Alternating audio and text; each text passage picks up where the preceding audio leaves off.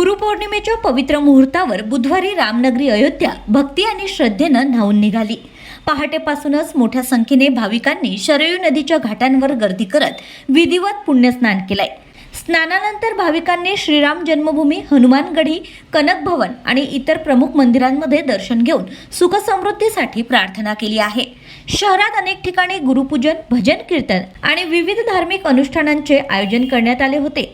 शिष्यांनी आपल्या गुरुजनांप्रती कृतज्ञता व्यक्त करत त्यांचे आशीर्वाद घेतले।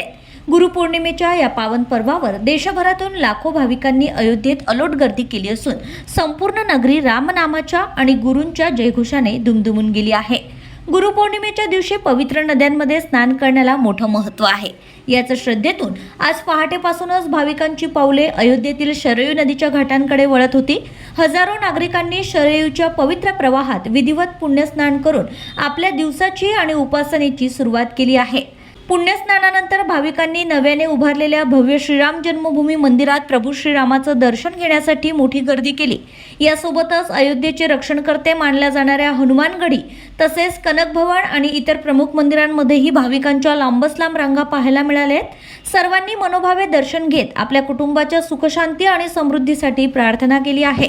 अयोध्या ही केवळ मंदिराची नव्हे तर साधू संत आणि आखाड्यांची भूमी आहे। येथील विविध आश्रम, मठ आणि आखाड्यांमध्ये आज विशेष उत्साहाचं वातावरण आहे। देशभरातून आलेल्या शिष्यांनी आपापल्या गुरूंचे विधिवत पूजन करून त्यांना वंदन केलं आणि त्यांचे आशीर्वाद घेतले आहेत। अनेक ठिकाणी भजन कीर्तन, प्रवचन, भंडारा आणि विशेष धार्मिक अनुष्ठानांचं आयोजन करण्यात आलं आहे। गुरु आणि शिष्य यांच्यातील अतूट नात्याचा आणि परंपरेचा हा गौरव सोहळा अयोध्येच्या आध्यात्मिक वातावरणात अधिकच खुलून दिसत आहे।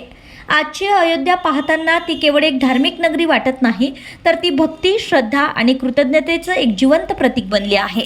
गुरुपौर्णिमेच्या निमित्ताने अयोध्येत लोटलेला हा जनसागर भारतीय संस्कृतीतील गुरुपरंपरेची पाळेमुळे आजही किती खोलवर रुजलेली आहेत याचीच प्रचिती देतो।